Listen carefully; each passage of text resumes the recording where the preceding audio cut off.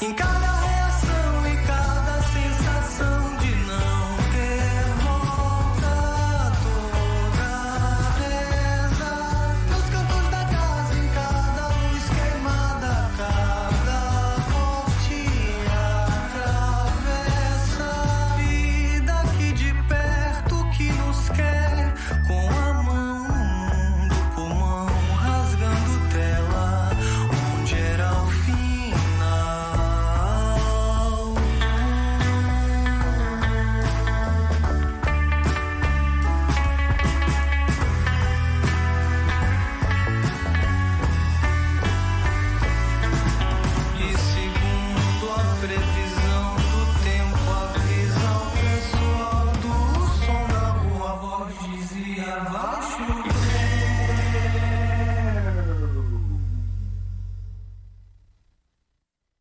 o som do Brasil.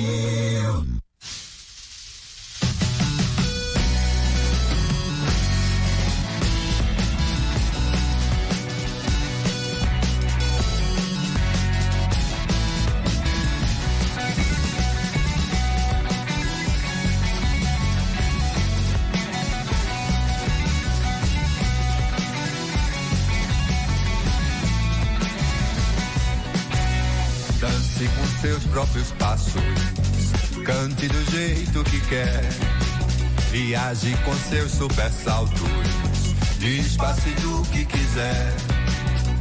Roda de felicidade, roda de vestido azul, roda ciranda a paisagem, dadas as mãos somos um. Rodamos alucinados, marcham os maracatus, bebe-se um frevo rasgado, suando cachaça e caju, rodando o mundo pra frente, girando tão delicado. Roda a ciranda e a paisagem, rodamos a eternidade. Passando a porta, aperte um pouco, outra aperta do amor. Acende e passa pro povo, passando a troça, aperta um pouco, outra aperta do amor. Passando a porta, aperta um pouco, outra aperta do amor.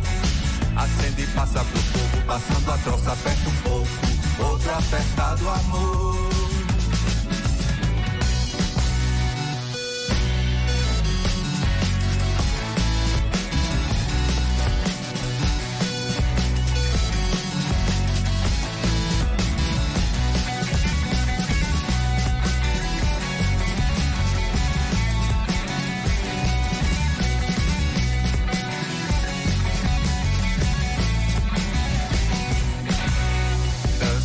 Seus próprios passos, cante do jeito que quer, viaje com seus supersaltos, disfarce do que quiser.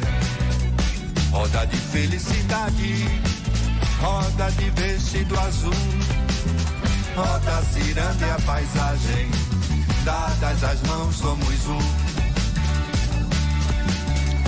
Rodamos alucinados, marcham os maracatus, bebe-se um frevo rasgado, bebendo cachaça e caju, rodando o mundo pra frente, girando tão delicado. Roda a ciranda e a paisagem, rodamos eternizados. Passando a porta, aperta um pouco, outra aperta do amor. Acende e passa pro povo, passando a troça, aperta um pouco, outra aperta do amor. Passando a porta, aperta um pouco, outra aperta do amor. Acende e passa pro povo, passando a troça, aperta um pouco, outro aperta do amor.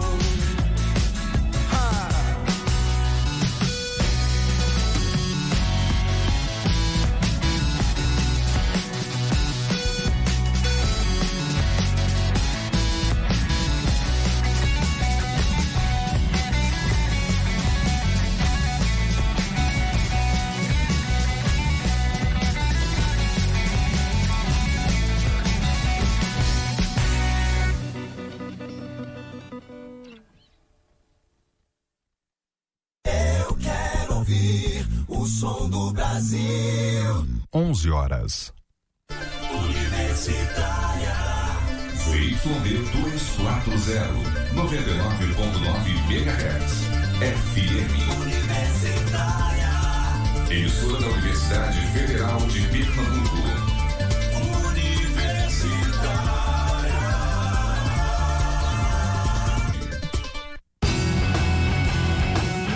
Programa Fora da Curva, jornalismo, crítica e diversidade.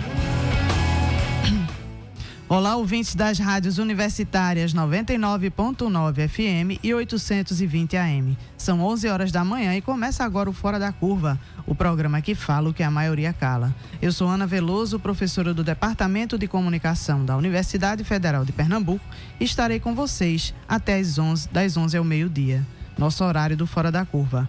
O Fora da Curva vai ao ar de segunda a sexta-feira aqui na Universitária FM e também na AM, com retransmissão às 9 da noite na nossa rádio pública. Você também pode acompanhar ao vivo pelo facebook.com, programa Fora da Curva, pela página da Marco Zero Conteúdo, pelo Facebook /Universitária 99.9 e também pelas nossas redes sociais, com destaque no Instagram, @Programa Fora da Curva. Participe e divulgue nosso programa nas suas redes. Nas eleições de 2018, o Brasil elegeu Jair Messias Bolsonaro, o 30º presidente da República.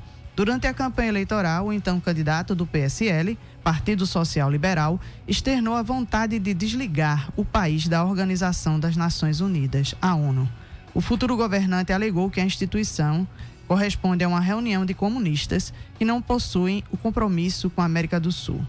O polêmico discurso do capitão da reserva ocorreu um dia após o Comitê de Direitos Humanos da ONU solicitar que o Brasil não impedisse a candidatura do ex-presidente Lula pelo Partido dos Trabalhadores na corrida presidencial de 2018.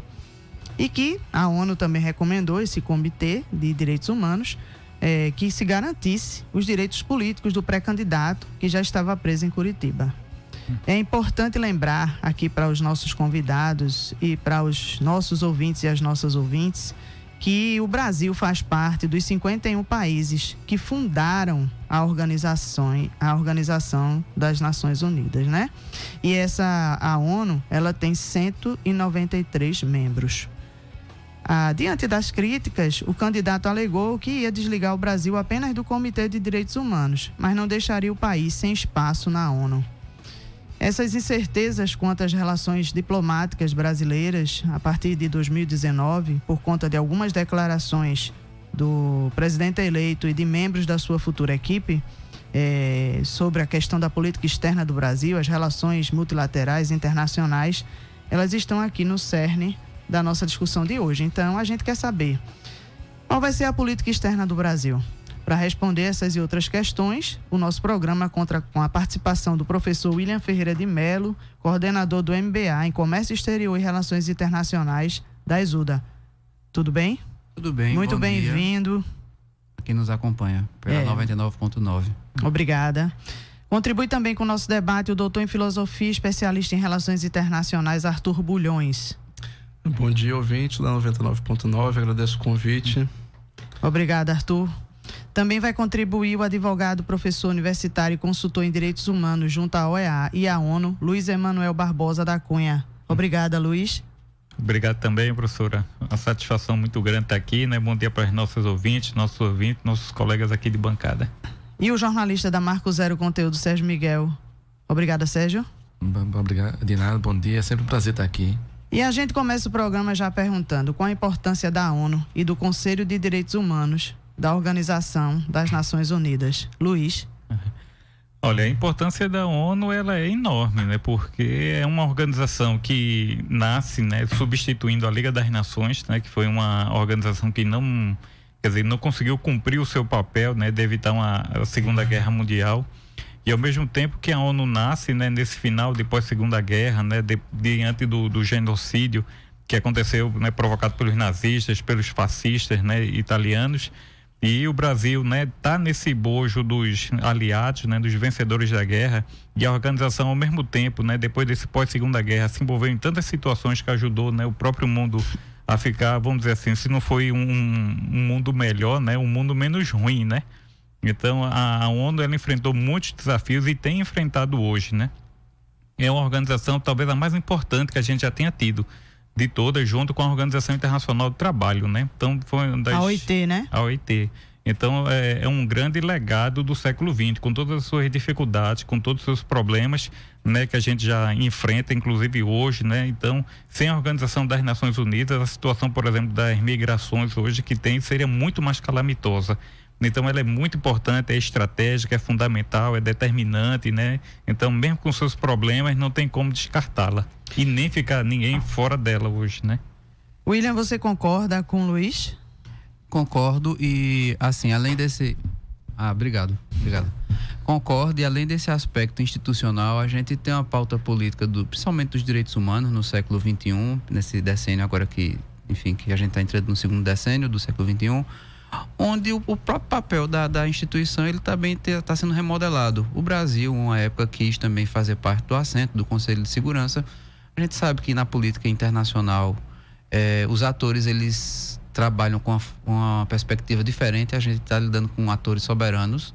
Toda e qualquer pauta ligada, quer seja a comércio, direitos humanos. Por exemplo, eu estou vendo aqui na agenda do Ministério das Relações Exteriores, existe uma pauta sobre governança da internet. Sim. A gente precisa, de uma forma ou de outra, começar também a pensar que esses organismos, principalmente na sua perspectiva multilateral, eles têm uma responsabilidade diferente. E aqui pra gente no Brasil, acho que principalmente até pelo próprio legado histórico, né? Quem abre a Assembleia Geral somos nós, né? Quem abre todo ano, que tem aquela discussão, ou seja, a gente já tem uma tradição de fazer parte da comunidade internacional. Eu acho que isso, até o próprio Arthur estava colocando assim, a gente entrar na questão do soft power, do multilateralismo, esses mecanismos, essas atividades internacionais, eles não podem deixar de estar sendo observados. E, obviamente, a ONU, ela é um organismo político, então ela precisa se adaptar aos tempos. A gente tem que observar bem isso. O Brasil, acho que ele já tem uma tradição boa de política externa, de ser um apaziguador, de tentar observar de forma multilateral as suas ações.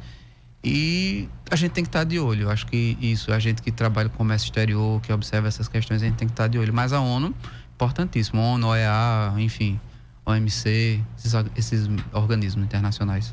E para você, William? Arthur, desculpe.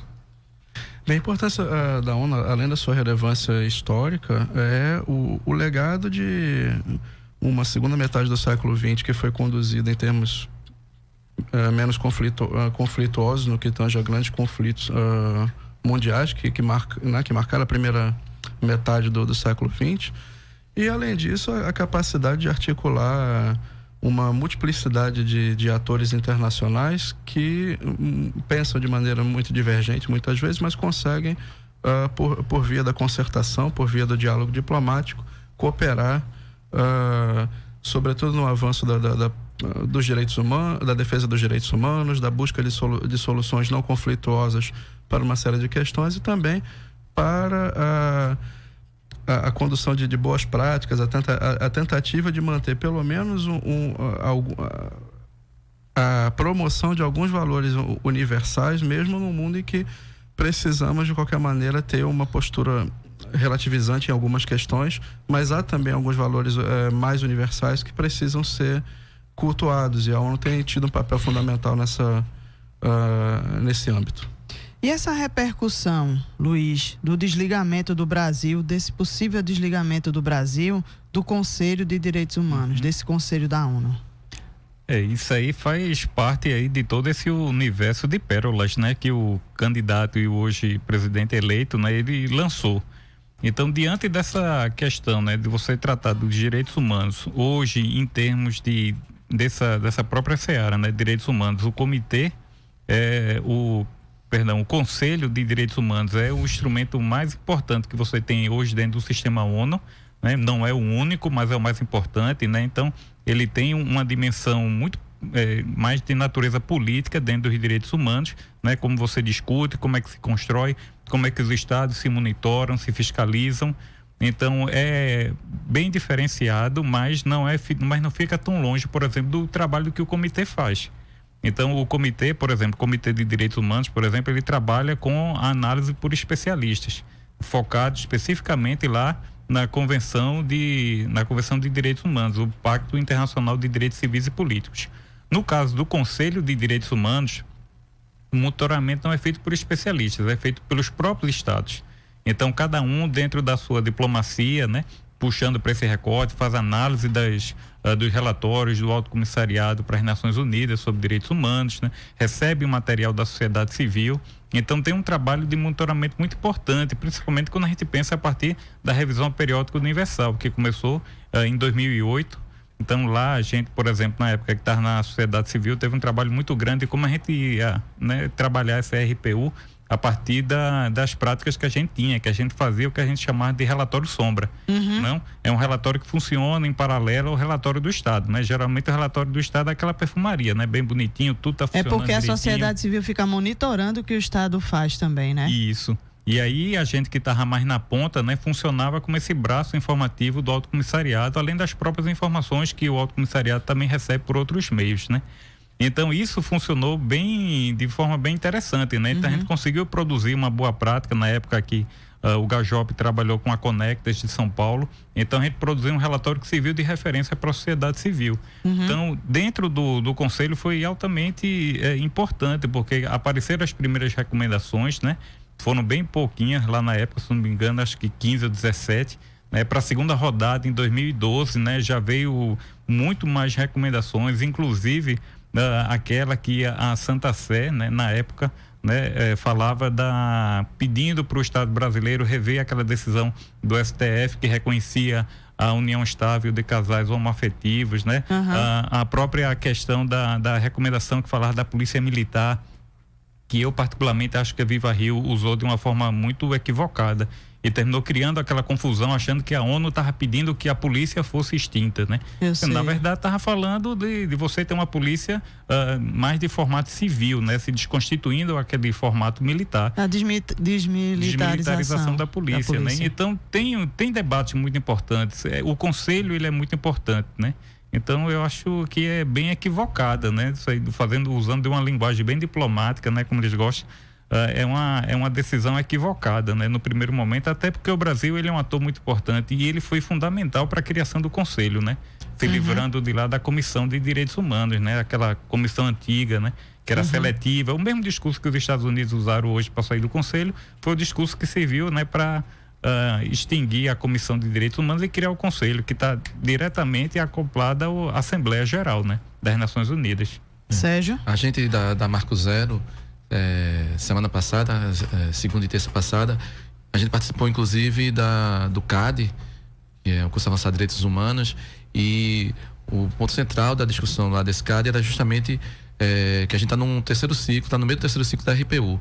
E a sociedade civil que estava lá presente apresentou uma nova plataforma para se acompanhar, monitorar essas recomendações. Esse terceiro ciclo foram 246 recomendações que são feitas pelos países membros do Conselho do Conselho. Tu pode citar assim 2 ou 3 recomendações para que os ouvintes e as ouvintes e os internautas acompanhem? As recomendações são muito variadas, porque são recomendações que dependem muito do país. Por exemplo, tem recomendações como essa que falou do que é do Vaticano, que é um Estado e participa, que é com relação a essa coisa do casamento homoafetivo. Mas, por exemplo, a Dinamarca faz uma sugestão pedindo para que tenha um acompanhamento mais efetivo e que se chegue a resultados contra crimes contra defensores de direitos humanos. Você tem uma recomendação, por exemplo, da Venezuela, que recomenda que se seja revogada essa PEC 55, né? Essa emenda da questão do teto dos gastos. Aqui no Brasil, que congela os gastos. Essa, PEC por sinal, 95, né? Emenda, né? Que congela os gastos em saúde e educação por 20 anos. Por exemplo, esse é um tipo de recomendação. E essa, por exemplo, foi uma das 4 recomendações, das 246 recomendações, que o Estado brasileiro não aceitou. Porque é o seguinte, quando você aceita, você não é obrigado a aceitar, mas quando você aceita, você tem que dar... Porque tem força de lei, né? E é isso que a gente acompanha, a sociedade civil acompanha para fazer esse relatório de sombra. E a gente está no período que agora, no próximo, nesse primeiro semestre ainda do próximo ano, a sociedade civil já vai apresentar um relatório que chama relatório de meio tempo. De acompanhamento, né? Que chama relatório de follow-up. A gente acompanhando isso, a gente conversou com muita gente. A reunião foi lá no escritório da ONU em Brasília e a gente conversou, a gente da Marco Zero, com muita gente da sociedade civil que acompanha, que trabalha com isso, e chegamos a conversar com pessoas da ONU também. E existe uma preocupação muito grande primeiro com essa indefinição do que vai ser. Essa ameaça de sair do Conselho. Até agora ninguém nunca saiu do Conselho de Direitos Humanos da ONU. Mas existe uma outra preocupação, mesmo que fique, que é o que parece que vai ficar, ou pelo menos de início vai continuar, o Brasil vai fazer recomendações, porque é o seguinte: os outros países membros do Conselho fazem recomendações para o Brasil e o Brasil faz recomendações para os outros países. Sim. E esse mecanismo ele é aplicado nos outros países membros. Eu sei. Então, que tipo de recomendações o Brasil também vai fazer agora, sabe?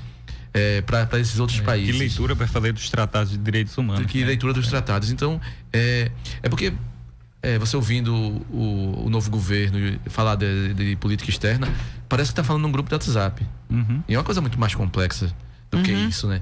É até uma questão aqui que eu acho que pro pessoal aqui da mesa, porque duas coisas. Uma que já foi falada aqui, que o Brasil tem uma tradição nas relações internacionais já bem consolidada, e que isso... Sobretudo no multilateralismo. E o símbolo disso é o Brasil fazer o discurso de abertura da Assembleia Geral.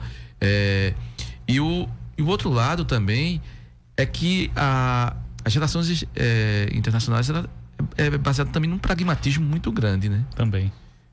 Traduzindo, pragmatismo relações comerciais ali que tem peso.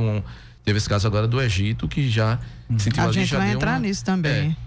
Então, como é que isso aí, será que não vai colocar mais nos trilhos? Vocês não acham que esse pragmatismo, essa tradição, porque também você mudar toda uma estrutura do Itamaraty que você já tem ali, não é uma coisa que também que você faz isso, você talvez muda a cúpula logo de cara, mas tem toda essa... É porque você tem que mudar, tem que saber a diferença entre política de Estado e política de governo. Se a gente sabe delimitar bem isso, não sei se o Manuel concorda, se você sabe delimitar bem o que é política de governo e política de Estado, a gente tem uma visualização melhor. Agora, a política externa, não sei se eu estou atropelando a pauta. Não, mas fiquem à vontade.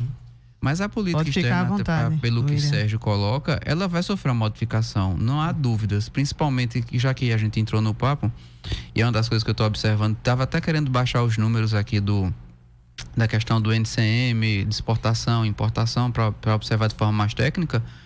Mas assim, a gente vai, não sei se isso é um mau presságio, enfim, mas acho que a gente vai ter um líder político que, quando for visitar outros países, vai sofrer protesto. A gente não teve isso nas nossas relações exteriores. A gente não tinha isso. E a questão comercial, porque hoje você sabe qual produto que você compra, que você não compra. Existe uma questão de barreira alfandegária, mas não só pelo próprio Estado, mas das pessoas que não consomem. O comércio chinês também, que a gente já tem uma relação sul-sul já sendo efetivada há algum tempo. A China é um parceiro comercial importantíssimo. Não é à toa que a gente tem um consulado aqui. Acho que a gente está no outro encontro que a gente discutiu isso aqui. Nós temos um consulado chinês para o Nordeste, que é aqui Sítio da Trindade, ali na Casa Amarela, né? Porque também tem uma relação aí, o que vocês estão discutindo, com o prestígio internacional do país e com a capacidade de diálogo e com a capacidade de negociação no mercado internacional. Não é só uma questão de eu vou sair e não entro mais na discussão de direitos humanos, ou eu tenho uma posição em relação aos direitos humanos que pode não agradar ao Conselho da ONU. Isso impacta nas relações comerciais também do país. Não é isso, Arthur? As retaliações digamos, a posturas que sejam mal digeridas pela comunidade internacional normalmente vão se dar no campo mais pragmático, né? Leia-se no campo comercial, ou para países que participam mais dessa outra dimensão do que o Brasil, né? No campo de segurança internacional. Então, você tem um escopo de alta política que geralmente vai lidar com questões internacionais, com questões de segurança internacional e questões puramente comerciais. É o que a gente diria que é o bolsão pragmático das relações exteriores. Mas no caso do Brasil, que historicamente tem pretensões de entrar no debate de segurança, mas por uma série de constrições estruturais não o faz. participação ativa nos organismos multilaterais tem sido um capital político importante do Brasil nas suas relações externas. E o Conselho de Direitos Humanos é fundamental nesse sentido. É um lugar onde o Brasil obteve caixa de ressonância construído durante décadas, tem uma tradição de participação muito embora exista agora talvez, não sei se isso vai se confirmar, mas uma tentativa de início de onda de evasão do Conselho pelo aceno de saída dos Estados Unidos. Sim. Os motivos pelos quais, por exemplo, um país que se comporta como paymaster, no caso da ONU, que são os Estados Unidos, para sair, embora traga uma discussão, está havendo uma seletividade, ou discute-se mais ideologia do que propriamente direitos humanos, são pautas que, se você vai atrás do histórico do posicionamento brasileiro nessas organizações, são pautas que não nos pertencem. Uhum. Muito porque o Brasil tem discussões que conseguem acenar para valores universais e conseguem acenar para coisas que estão para muito além da ideologia no que tange a discussão de direitos humanos na ONU. Tem uma participação relevante com as suas organizações da sociedade civil, né? E a outra coisa, você tem um governo que é eleito e faz uma campanha e que utiliza a promessa de não fazer política externa baseada no viés ideológico. Isso foi, com essas palavras, o presidente eleito Jair Bolsonaro anunciou o seu entendimento de política externa. E aí a gente fica um pouco confuso em como vai traduzir o que é fazer política externa sem viés ideológico. Porque a gente vai ter uma dose um pouco mais elevada de pragmatismo. Isso pode ser bom até a página 2. Mas os acenos são, na verdade, aquilo que não é a minha ideologia é ideológico. Uhum. E aí, no caso, eu abandono a discussão de direitos humanos porque eu tenho vários posicionamentos com setores da sociedade que me elegeu, que são, digamos, conflitantes com algumas dessas pautas. Ou há, inclusive, uma desinformação acerca de que pautas são essas. Ô, William, na prática, para quem está ouvindo a gente, quem está assistindo pela internet, essa questão de sair do Conselho, na vida do cidadão e da cidadã comum, o que é que isso pode impactar? Pode ter bloqueio ao Brasil, bloqueio econômico, pode ter a situação da visibilidade internacional do país, pode ser arranhado, o prestígio, mas no dia a dia mesmo, de quem está, no trabalhador, o cidadão e a cidadã. Eu vou responder a partir de uma premissa que é a seguinte: o ruim da economia não é quando os economistas discutem economia, o ruim da economia é quando a dona de casa discute economia. Ou seja, quando a gente traz essa questão macro para o micro, qual é o nosso micro? Por exemplo, se a gente deixar de observar investimento estrangeiro aqui, se começar a faltar capital estrangeiro, se a gente começar a ter uma descredibilização das próprias instituições, é porque o comércio exterior, ele é, como está colocando por Arthur, sendo colocado por Arthur, ele é muito pragmático.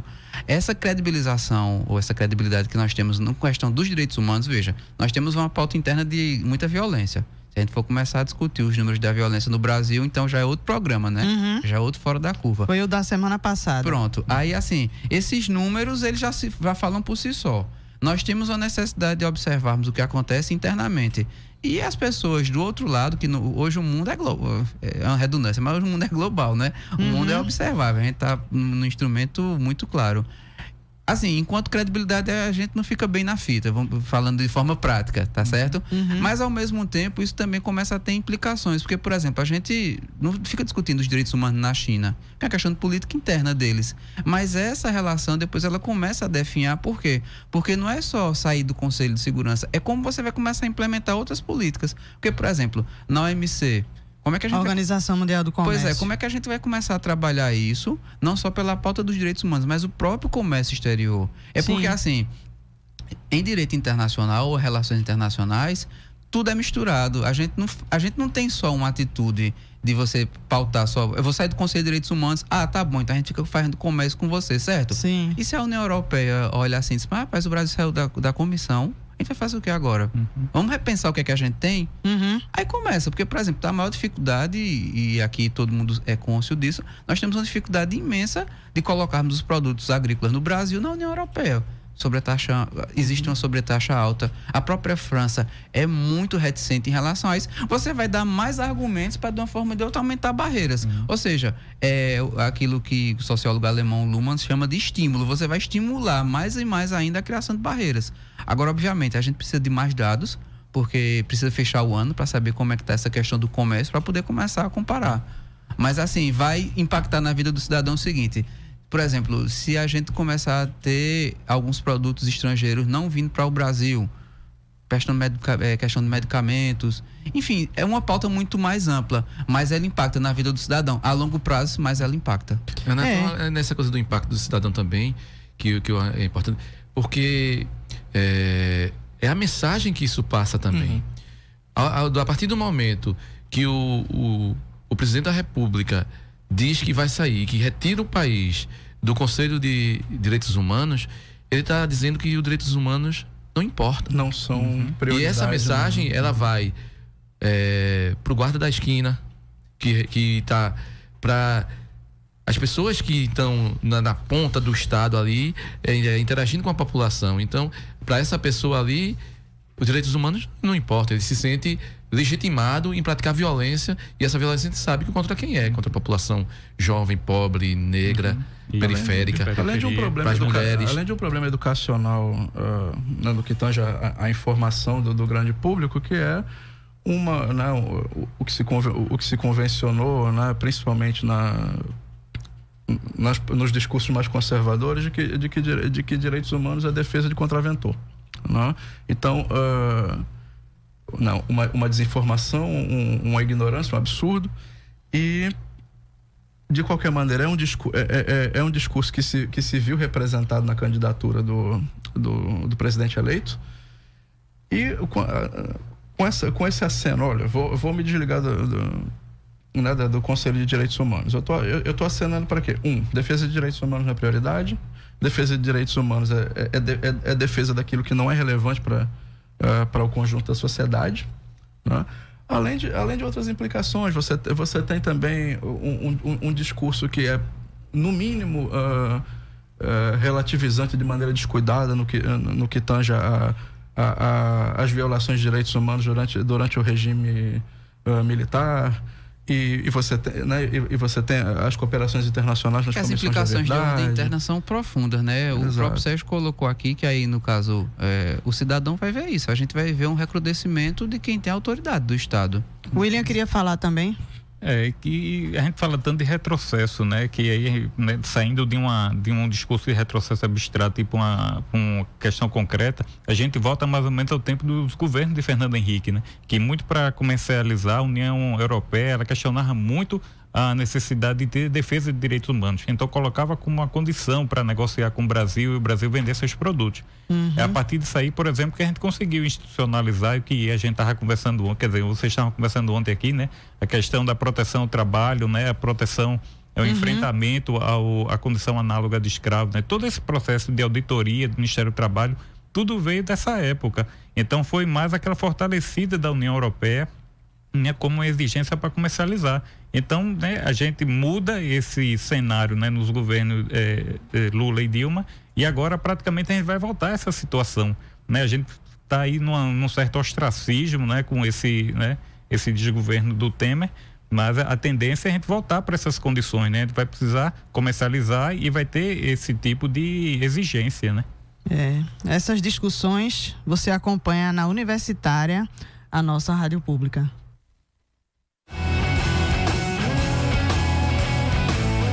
Programa Fora da Curva. Análise crítica de assuntos do interesse público.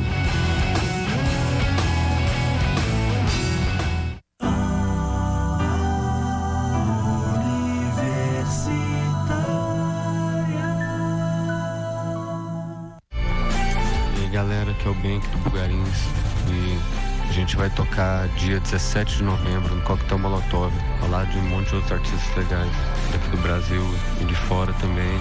Vai ser um show bem especial, encerrando esse ciclo do Lá Vem a Morte, fazendo a última turnê dele. E espero que todos vocês estejam lá para dividir esse momento conosco.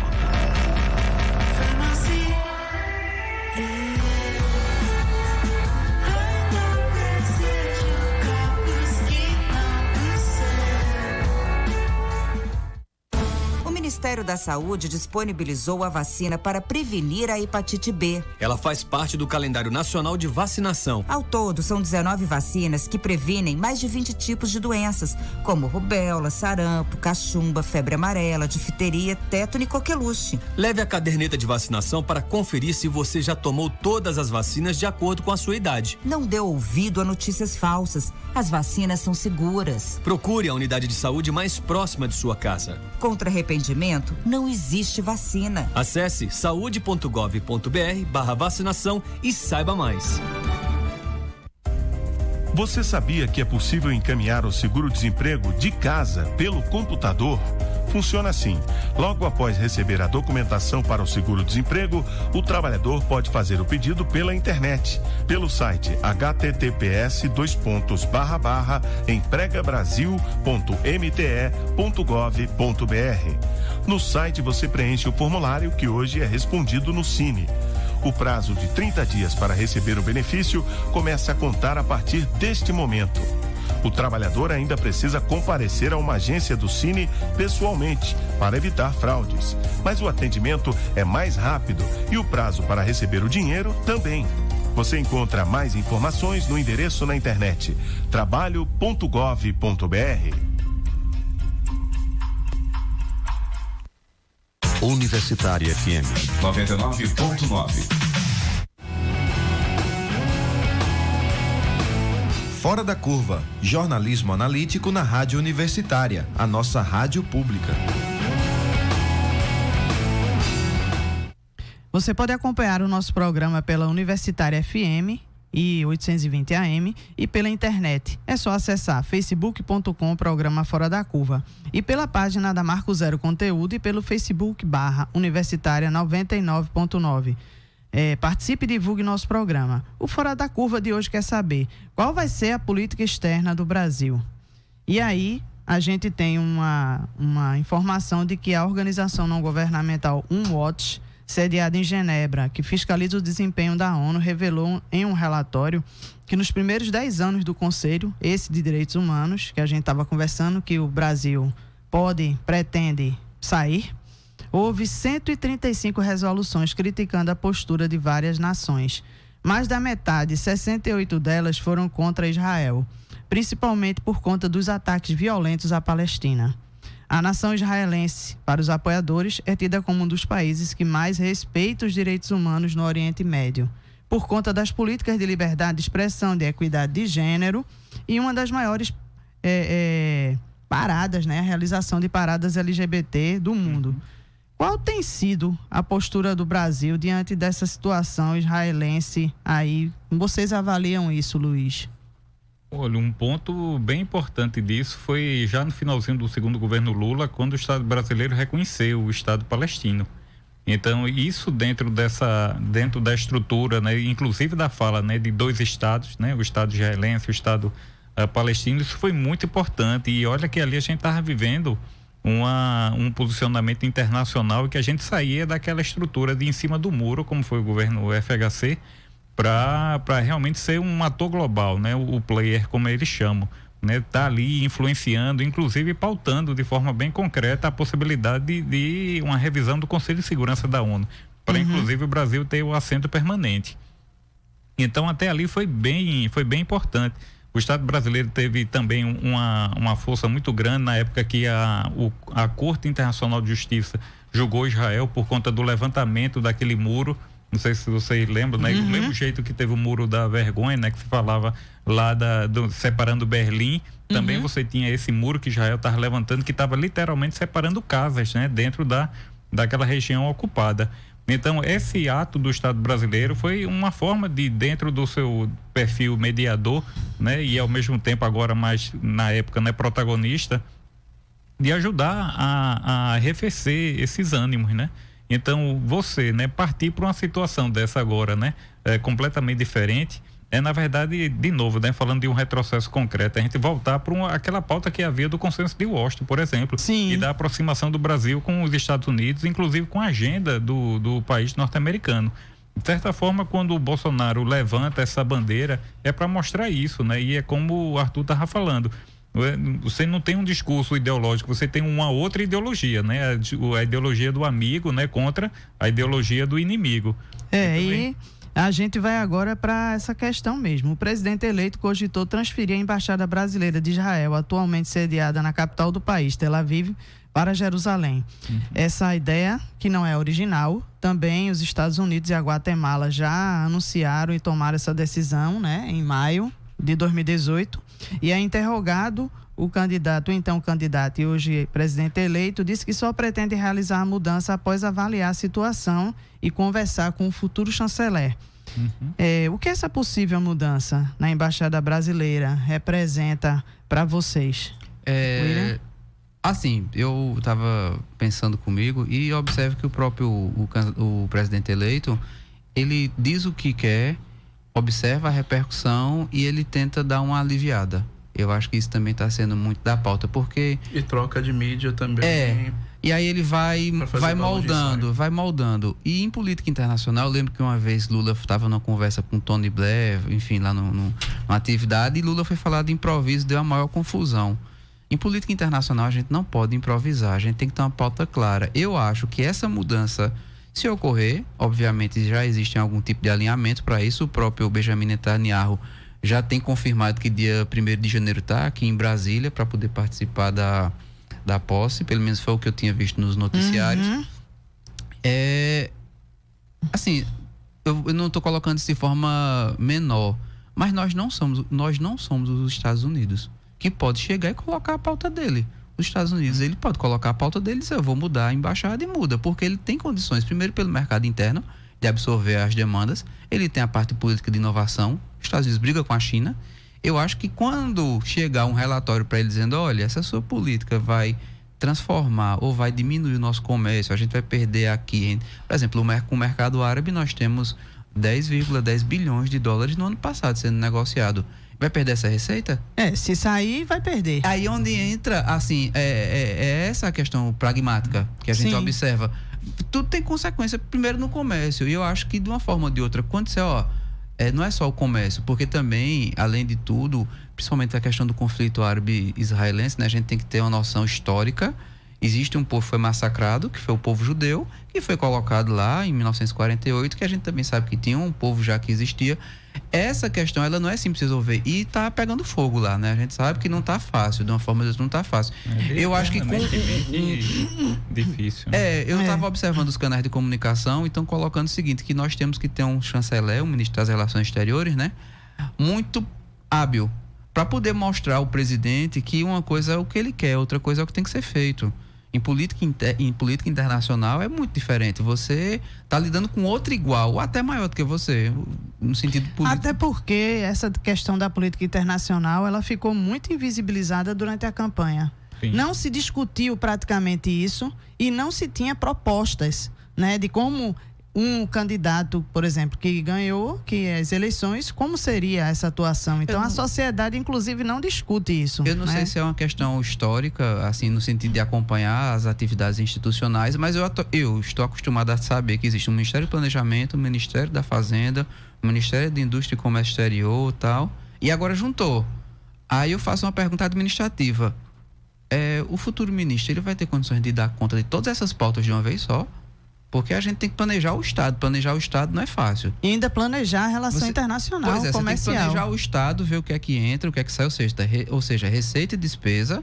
Você precisa observar se vai ter flutuação de câmbio, se não vai ter, aquele tripé da política econômica internacional. E você ainda vai ter que estar lidando com todos os países para saber o que é que você compra, o que é que você vende, quem é que entra, quem é que sai. E assim, eu não estou duvidando da capacidade intelectual ou até laborativa dele, não, mas a questão todinha é o mundo. Não é uma prefeitura, não é uma prefeitura, a gente está tomando conta do país. E é muito temerário, até porque assim, o Joaquim Levy, que está sendo confirmado como presidente do BNDES, tem mais experiência administrativa no setor público do que ele. eu não quero que o Brasil dê errado, não, porque se der errado todo mundo sofre. Mas a gente também tem que estar de olho. Eu acho que o papel da sociedade civil de fazer esse acompanhamento é perene, mas assim, essa mudança da embaixada de Israel, até porque, pelo que eu saiba, os Estados Unidos eles já tinham uma lei interna, né? Ou seja, um ato normativo interno deles aprovando essa mudança. Não é algo que não existia. Era algo que já existia, e entre aspas, ninguém tinha a coragem de pegar o papel e assinar, né? Colocar a tinta na caneta. E ele fez isso. Agora, entre ser entusiasta de uma política e implementá-la, tem uma distância muito grande. Quer falar, Sérgio? Um ponto até não tem tanto com a política externa, mas que ele falou do superministério, né, da economia. E eu estava aqui refletindo que é contraproducente. Assim, se você for ver do ponto de vista de gestão e do ponto de vista político também, porque você tem que entender que um governo, uma gestão do nível, é uma coisa muito ampla e de interesses ali, principalmente um presidencialismo que tem de coalizão, ali dentro tem interesses antagônicos. E nessa formatação que levou Bolsonaro a ganhar a eleição, ali é que estão muito explícitos os interesses antagônicos ali de bancadas. Então você juntar o Ministério, o planejamento do país com o Ministério que discute a política monetária, que às vezes ali tem que ter um tensionamento. A política monetária, ela quer às vezes segurar. O cara que está planejando, às vezes ele tem que soltar mais a economia. Então, você tendo isso, quando você tem isso nas experiências dos governos anteriores, existe uma disputa ali dentro e o presidente, ele funciona como um mediador desses conflitos, e ali ele implanta a política dele, ele usa esses pesos e contrapesos que tem ali dentro. Quando você coloca isso numa única pasta, você acaba com esse conflito interno que é salutar para uma gestão. E aí, gente, só para trazer mais esse dado para a gente aprofundar mais, né? A iniciativa de colocar a Embaixada Brasileira em Jerusalém já causou um estranhamento entre o Brasil e os países árabes. O Egito cancelou a visita do atual ministro de Relações Exteriores, Aloysio Nunes, que estava marcada para a última quinta-feira, 8 de novembro. A decisão chegou em Brasília sob o pretexto da incompatibilidade de agenda, o que causou um estranhamento, porque, inclusive, todas as notícias que a gente teve acesso apontam que empresários brasileiros também estavam se dirigindo para essa conversa, né? Uma rodada de negociações. E como já foi tratado aqui, as nações árabes são um mercado importador de quase 10 bilhões de dólares em mercadorias brasileiras, né? Arthur, quais os perigos de ter essas relações com as nações do Oriente Médio abaladas? Vamos fazer um apanhado, voltar para a questão da transferência da embaixada para Jerusalém.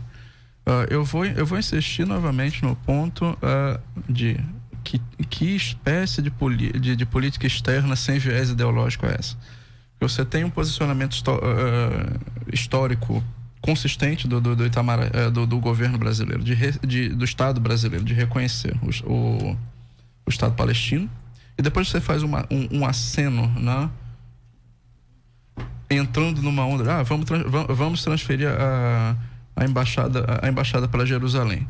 A minha pergunta que é muito perplexa é qual é o interesse nacional, tá? Tentando ter a boa vontade de traduzir o posicionamento do Bolsonaro, digamos assim, para uma abordagem pragmática de política externa, qual é o interesse nacional que está sendo defendido com essa mudança da embaixada? E aí a gente tem uma série de consequências. Trazer uma dificuldade adicional e desnecessária para o relacionamento com o mundo árabe, que é um grande importador de produtos brasileiros. A gente tem um saldo extremamente positivo. Então, assim, se você tem, vamos comerciar. Bem, você tá jogando fora um 10 canal bilhões de dólares de comércio que é bastante significativo. 2, a gente tem consequências um pouco mais menores no âmbito micro, mas, por exemplo, um país que tem um entendimento de política externa no Oriente Médio muda sua embaixada para Jerusalém, né? Tira de Tel Aviv, bota para Jerusalém. E a segurança física dos próprios funcionários de uma embaixada como essa. A gente traz para dentro do conflito, né? Um risco, tá? A vidas humanas, tá? Simplesmente por um entendimento de política externa que na campanha é anunciado como não ideológico, mas que se revela muito mais ideológico do que o que se criticava anteriormente. Uhum. Isso é um outro ponto. Com relação ao Ministério da Economia, né? É impossível discutir política externa sem discutir economia e planejamento, né? E aí, mais uma vez, a gente vai ter, né, algumas situações extremamente delicadas. A primeira delas é, no dia da vitória da eleição, o futuro ministro Paulo Guedes fala de maneira até extremamente grosseira com a jornalista argentina de que o Mercosul não é prioridade. Ora, você tem o segundo maior parceiro comercial citado nessa declaração. Como não é prioridade? Sem contar que o Mercosul é uma caixa de ressonância a partir da qual o Brasil se lança para o concerto internacional como líder regional. O Brasil não tem competitividade, estrutura ainda para ser um player global em todas as dimensões. Então ele se consolida como liderança regional, utiliza essa liderança regional como caixa de ressonância para voos mais altos no cenário internacional. Você abre mão dessa base. Então baseado também em que é interesse nacional. Uhum. Isso já é uma outra condição. Aí a gente tem essa junção de ministérios e a nomeação do Joaquim Levy para o BNDES. O Joaquim Levy é um grande técnico que já serviu ao Estado brasileiro em várias ocasiões, serviu ao governo Fernando Henrique, serviu ao governo Lula, serviu ao governo Dilma. Uma figura extremamente competente, mas é considerado no mercado um fiscalista. Então ele tem uma abordagem de controle de gastos e tudo. E o BNDES, né, como o próprio nome do banco já diz, é um banco de desenvolvimento. Aumento, né? Exato. Então, é um banco que precisa emprestar. Precisa emprestar, evidentemente, em condições vantajosas, mas precisa, inclusive, fazer com que o Brasil cumpra metas que não cumpra de investimento em infraestrutura, até para conseguir melhorar sua produção, melhorar sua capacidade de exportação. O Brasil não cumpre o que é recomendado pelos economistas de 3% do PIB voltado a investimento em infraestrutura. Inclusive, quem completa essa conta é o comércio com a China. Uhum. Vamos entrar nisso também. Que também já foi mencionada de maneira muito ríspida pelo futuro presidente. É um problema, né? Então, vejam, a gente volta agora para essa questão do Mercosul, e aí, como o Arthur falou, os principais alvos dessa possível saída do Mercosul, essa diminuição de relações, né, restrição de relações com o Mercosul, é porque o presidente eleito disse que o Brasil pode se afastar de nações da América do Sul governadas por partidos de esquerda. Entre eles são Cuba e Venezuela. E demonstrou interesse em fortalecer alianças com governos como o do Chile, que, segundo as análises, são um governo mais conservador. Isso resultou no estranhamento com a Argentina, principal parceira do país no Mercosul e o maior mercado de manufaturas brasileiras. Soma-se a isso a declaração do próprio ministro, né, do futuro ministro, de que o Mercosul não era prioridade. Então, qual a importância dessas relações com os demais países da América Latina para você, Luiz e William? William? Luiz? Para você ver que como questão das relações internacionais e relações exteriores não é para amadores, né? E muito menos para você aprender, né, no toque. Se você não tiver uma experiência, você pode causar um desastre, né? Nessa questão, né, não só um desastre com os outros parceiros, né, mas com os desdobramentos que pode ter, né? Além do que Arthur trouxe, eu ainda agregaria essa questão da mudança da embaixada, não só a questão da segurança dos próprios funcionários saindo de Tel Aviv, indo para Jerusalém, que, de certa forma, acho que a gente podia pensar até Jerusalém como um grande distrito internacional, né? Uma terra que não fosse realmente soberanamente de nenhum estado e que fosse um bem comum. Mas enquanto isso não acontece, né? A partir do momento que você faz uma transferência dessa, você causa impacto até por uma possível questão relacionada a terrorismo. Porque o impacto não é só nas relações entre os estados, entre os países, né? E você coloca também as embaixadas que estão nos países do mundo árabe também sob risco. Porque é o alvo geograficamente mais perto para qualquer tipo de retaliação dessa natureza. Você pode abrir uma situação que você não tem controle, né? É o que está acontecendo, por exemplo, em relação ao Mercosul. O Estado brasileiro, ele tem, né? O Brasil, ele tem muitos anos dedicado ao Mercosul. É verdade que o Mercosul tem suas dificuldades, tem grandes dificuldades, mas veja, ele é composto por países pobres, né? Com instabilidade política e econômica. Então, não poderia achar que ele seria um processo evolutivo sempre, desde lá da sua criação. Então, quando trata, né, de praticar um ato desse, né, sinalizando para o Chile, esquecendo da Argentina, você pode colocar por terra, né, todos esses anos de negociação do Mercosul, por exemplo, com a União Europeia.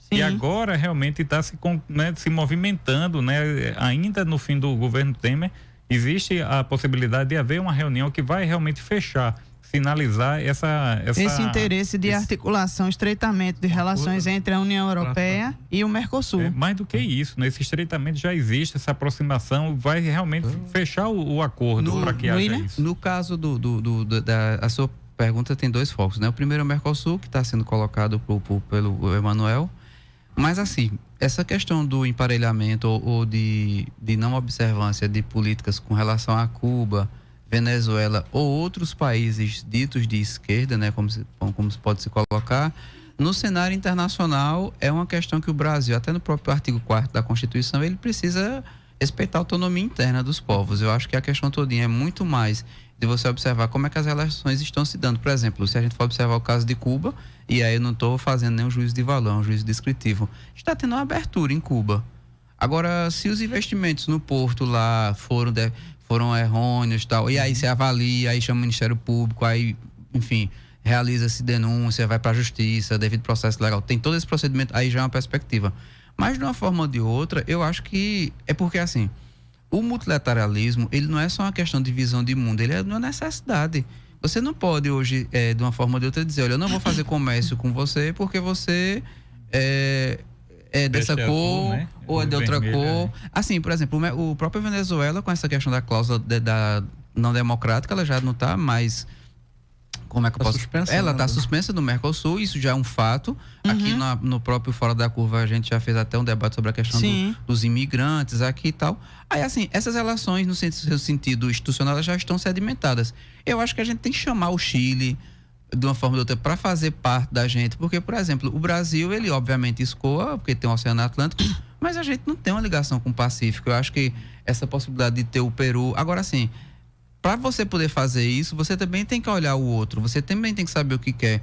E eu acho que quando a estrutura, vamos dizer, política institucional desse governo, na parte de política externa, ela estiver pronta, ela estiver mostrada, a gente vai poder saber o que é que se quer. Porque, por exemplo, o Chile é um parceiro comercial importante? Mas entre o Chile e a China, a gente fica com quem? Ou como? Pois é. Então, ou com quem e como, né? Não é só com quem, né? Porque também tem um como, né? A gente está se aproximando já para terminar o programa, mas só para apimentar a discussão, a gente tem mais dois dados. Primeiro, uma relação que o Brasil tem com o BRICS. E aí, uma das questões que foram apontadas aqui é que se o presidente eleito se retirar do BRICS, quem disse isso foi Cyril Ramaphosa, que é o presidente sul-africano, o BRICS, que é um bloco formado por Brasil, Rússia, Índia, China e África do Sul. O presidente Cyril Ramaphosa disse que vai ferir os interesses do próprio país, né? Do seu próprio país. E ele disse que vê isso com preocupação. Isso é uma questão. E a outra questão também que a gente apurou aqui na nossa produção é de que alguns países já estão se colocando no sentido, e cidadãos desses países como a França, também teve uma manifestação da Itália repudiando algumas declarações que foram ditas aqui, e os franceses estão inclusive fazendo uma campanha para não visitar o Brasil, ou seja, também tem uma questão relativa ao turismo, O Banco dos BRICS, né, que ele tem a sede lá na China, a gente começou a colocar o dinheiro no fundo, né? Será que é só chegar e dizer assim, ó, passa o que a gente... Dá meu dinheiro de volta e a gente vai embora? Não, existem consequências. Essa guerra do aço que foi colocada entre Brasil entre Estados Unidos e China, depois entrou o Brasil, depois o Brasil saiu. É assim, se a vida interna de um país já é complicada, no cenário internacional a gente tem muito mais. E a retaliação desde deixar de comprar um produto brasileiro a não vir por aqui. É profundo isso. Com relação a... Só fazendo uma pequena observação com relação a Mercosul, né? Você tem uma mudança de ênfase na política brasileira para o Mercosul, sobretudo entre o governo Lula e o governo Dilma, né? Você tem uma mudança de um escopo que era orientado pela gestão do embaixador Celso Amorim, né? De foco, e até o uso da expressão América do Sul versus América Latina, que é uma abordagem que vai ser mais comum durante o governo da presidente Dilma Rousseff. Isso trouxe alguns problemas de foco, sobretudo no que tange a condução do Brasil no processo de integração do Mercosul. Isso também deu munição para as oposições nesse sentido. Você tem, por exemplo, uma questão muito complicada, né, com o BNDES, que é, há o investimento externo, mas há também a reclamação de alguns déficits de transparência nesse sentido, né? Então, há sinais há problemas dos governos anteriores que trouxeram, sim, caminhos para esse tipo de radicalização do discurso. E essa autocrítica precisa ser feita. Mas não é simplesmente taxando qualquer investimento em Cuba e Venezuela é por causa de alinhamento ideológico. Veja, o Brasil sofre um prejuízo muito grande com a crise da Venezuela. Em 2012, a Venezuela chegou a ser o 8º maior parceiro comercial brasileiro, com um superávit extremamente favorável ao Brasil. Então, a crise venezuelana e também o negligenciar a crise venezuelana é um problema sério para o interesse nacional. Uhum. Porque é um parceiro importante. Então não é simples, vocês agora são uma ditadura comunista, vamos largar de mão. Não, existe, claro, a necessidade de se respeitar a autonomia, mas existe também a necessidade, e só assim se consegue uma posição de prestígio no cenário internacional, de, por vezes, ser o paymaster de alguns processos de integração. Liderar isso. E o Brasil tem é o único que detém essa vocação no âmbito da América do Sul. Isso é um ponto. Com relação as perguntas foi sobre... A gente está falando sobre o BRICS. Há um investimento alto... Rapidamente, que a gente já está... há um investimento alto nos BRICS. Era uma segunda caixa de ressonância pesada para o Brasil aspirar voos maiores em política externa. Inclusive com uma grande eficiência de investimento, porque se você for pensar na dotação orçamentária de Itamaraty, que cai na última década, ela sai de um patamar do governo Lula e cai, é um grande êxito diplomático, e por uma implicância ideológica a gente corre o risco de jogar todo esse legado por água abaixo. Então a gente vai ficando por aqui no programa de hoje, Fora da Curva. A gente agradece a presença de William, de Arthur, de Luiz, de Sérgio Miguel. Agradecemos também a você, ouvinte que acompanhou o nosso programa durante essa 1 hora. Nosso programa vai ser reprisado às 9 da noite aqui na nossa rádio pública. O Fora da Curva de hoje teve a produção de Henrique Jonatas e Roberto Peixoto, na locução Ana Veloso, professora do Departamento de Comunicação da UFPE. Nos trabalhos técnicos a gente tem o Chico. Nas redes sociais a gente tem Henrique Jonatas e Larissa Silva. E amanhã você fica com a apresentação de Bruno Nogueira com o tema Vão privatizar tudo? Obrigada pela companhia e até a próxima. O programa Fora da Curva é uma realização do Departamento de Comunicação Social, com o apoio do Departamento de Sociologia e do Núcleo de Rádio e TV Universitárias. Parceria com o Marco Zero Conteúdo, Centro das Mulheres do Cabo, SOS Corpo, Centro Sabiá, Terral Coletivo de Comunicação, Centro de Cultura Luiz Freire. Esse programa fica disponível em nossa página do Facebook e no canal do YouTube. Acompanhe as nossas redes sociais, porque nós também divulgamos por lá muita informação que você não vê por aí.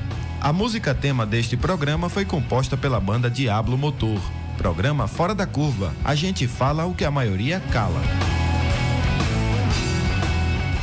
12 horas.